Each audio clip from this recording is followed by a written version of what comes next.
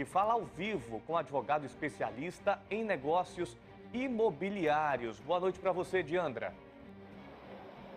Oi, Vitor. Boa noite para você, boa noite para todo mundo. Isso mesmo, nós estamos ao lado de Amadeu Mendonça, ele que é advogado de negócios imobiliários, justamente para trazer essa orientação para quem está acompanhando o Povo na TV. Doutor, muito boa noite. Qual o cuidado que as pessoas devem ter na hora, então, de alugar o imóvel? Tanto quem está alugando, quanto quem está fazendo a contratação desse serviço. Boa noite, Diandra. Boa noite a todos que estão nos assistindo. É fundamental que quem está alugando imóvel, tanto como locador como locatário, se resguardem de todas as condições do negócio no contrato.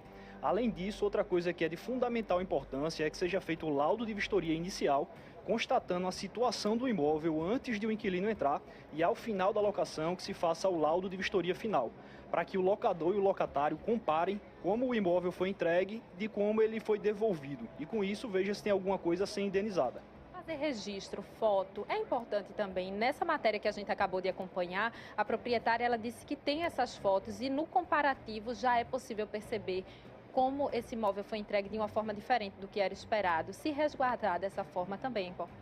Também é muito importante. Inclusive os laudos, hoje em dia, eles contam com essa parte de fotografia, para demonstrar não só de forma escrita, mas também de forma visual como é que o imóvel está na situação.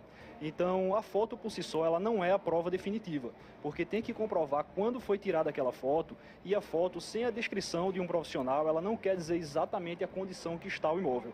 Então, é fundamental que tenha ali a parte escrita demonstrando e narrando como ele está e também a parte visual através de fotografias. Essa vistoria no momento da entrega, ela é obrigatória? Não é obrigatória, mas é muito recomendável.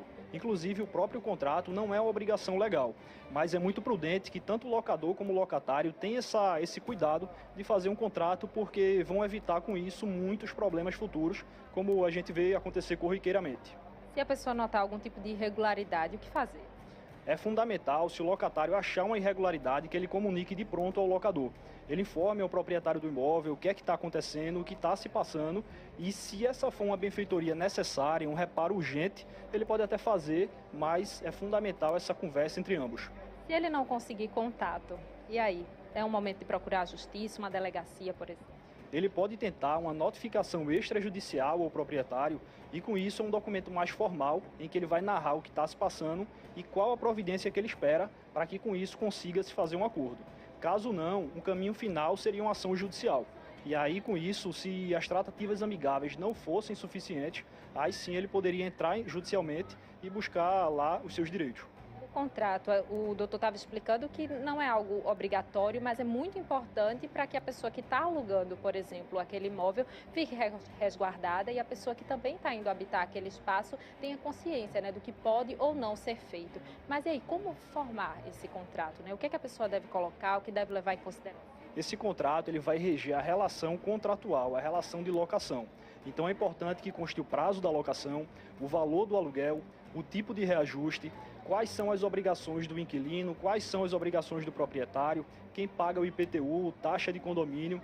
Basicamente, ele vai dizer quem é o responsável por determinada coisa. Se for necessário algum tipo de reforma, quem é que banca essa despesa? Se a reforma for estrutural, Diandra, quem vai bancar essa reforma é o proprietário. Caso seja uma reforma para melhoria, assim, de a colocação de uma piscina, alguma coisa, vai ficar a cargo do inquilino. Então a gente tem que lembrar que as benfeitorias necessárias são do proprietário e as benfeitorias voluptuárias são do inquilino. As úteis, que é a colocação de uma parede, uma divisória, aí vai depender muito do caso, mas em regra podem ficar com o proprietário ou com o inquilino. Se o inquilino for fazer algum tipo de modificação no ambiente, ele deve comunicar ao proprietário também.